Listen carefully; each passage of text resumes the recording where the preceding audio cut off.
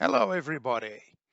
Demon Claw TV back with another episode of Rusty Dagger, the continuing adventures of Arzag the Slayer. We bring you Chapter 10 Bloodsucker. Here's the cast of today's episode.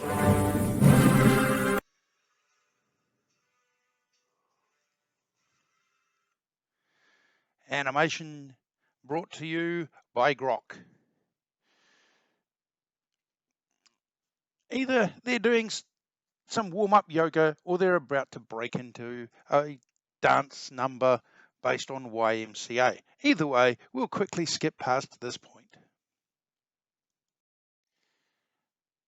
After having his pirate ship sunk from under him by Masmar and his crew of undead revenants, Arzag finally makes it to shore and heads for the nearest village.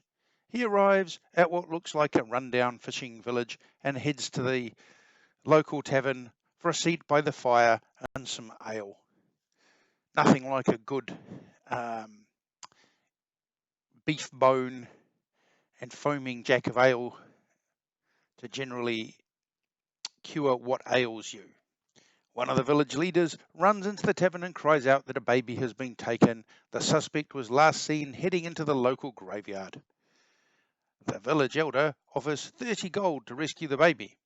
Arzag might not be good at maths, but 30 gold to rescue a baby from one person smells fishier than the tavern food. But what could go wrong?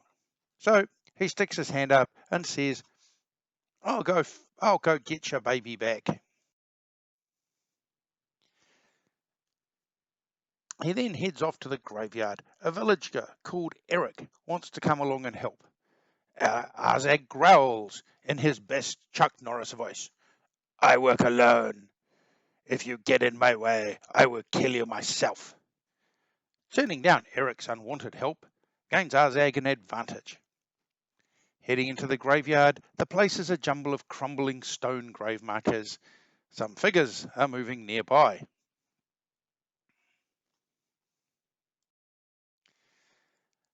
Arzag ends up with all the activations to start the turn and runs over, and, using second wind, lands a heavy blow on the first zombie. However, it does not crumple into a pile of slime like the ones he fought previously. These must be strengthened by dark magic. They are much tougher and faster than the other undead he has fought. Surprised, Arzag misses his follow-up strike 6 to 10. The undead start swarming Arzag but miss 7 to 12, 5 to 11, and 9 to 13. Arzag deals out 4 heavy blows, hitting 12 to 8, finishing off a zombie, 13 to 8, damaging a second zombie, but he then misses 6 to 7 before landing a finishing strike 15 to 7. So that's 2 zombies down. The surviving zombie, invigorated by the necromantic energies surrounding the graveyard, misses twice but gets a hit through 10 to 9.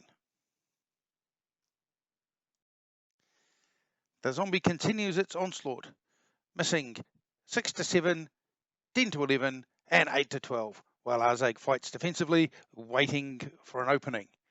He then counterattacks with a pair of heavy blows, 13 to 8 and 9 to 6. The last zombie topples over.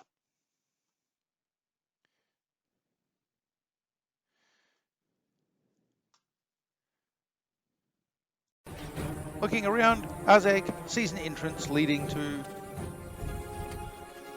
underground, built into the side of one of the tombs. Stairs leading downwards. This looks like the right place. Here we are, accompanied by Grok's interpretation of the fight with the zombies.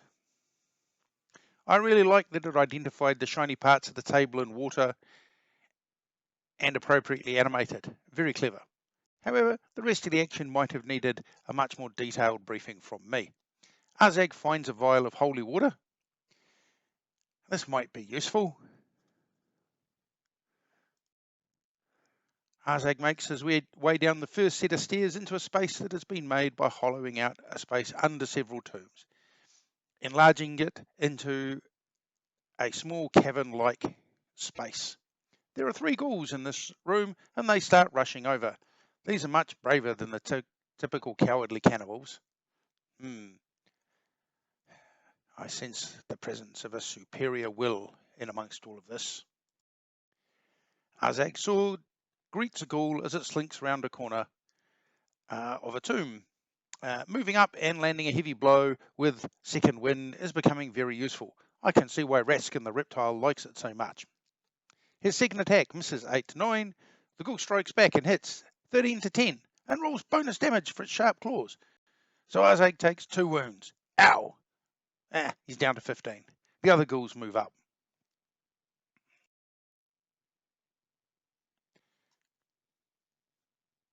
Arzag just manages to parry the ghoul's attack before launching into a series of strikes, one of which manages to slip through 9 to 7 and take down the ghoul. As the first ghoul falls, a second moves up and attacks, hitting 14 to 6 for 1 wound. The second ghoul misses 5 to 14.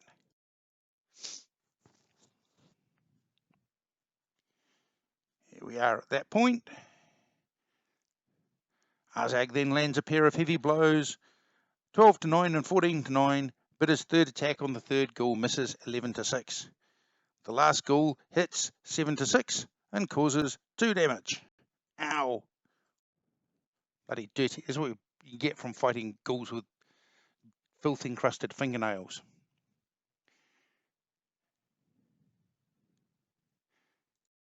There we go. The last ghoul hits 10 to 9 for only 1 damage, but then misses 9 to 12 and 7 to 14. Arzag takes the next 3 actions, hitting 11 to 5, missing 12 to 12, and then finishing his opponent 13 to 11. At the end of the fight, Eric has shown up. And here's Grok's animation of the sword fight. Good special effects with clattering of weapons, even if many of the ghouls seem to have been turned back into more normal men, and Arzag seems to have gotten an evil twin, maybe from the mirror universe. Eric has slunk his way into the cavern and says he wants to kill the vampire. Just keep out of my way. So Arzag ends up in the middle. Eric slunk off into a corner. Arzag and Eric have made their way down the stairs. Unfortunately, the stairs are trapped, and Eric slips off the side, landing in a heap. Splat!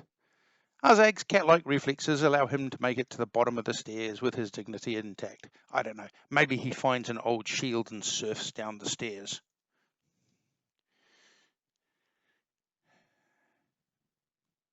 Mordred von Korstein is at the far end of the room. A throne hides his coffin, which is decorated with trophies from his victories. A baby is on the altar, which is heavily worn, just behind him.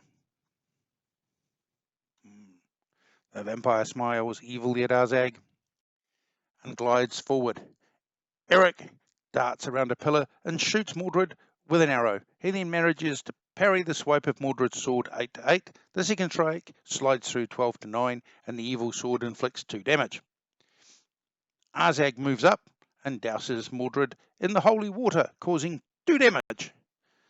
The vampire then hits Eric 5 to 4. This allows Arzag to slip in a heavy blow, 13 to 7. Mordred is down to 3 health. Yep. Arzag then lands a heavy blow, 13 to 10.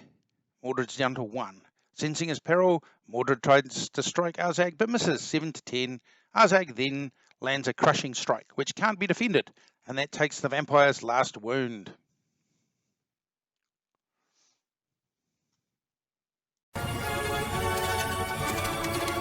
Arzag takes Mordred's head and picks up the baby.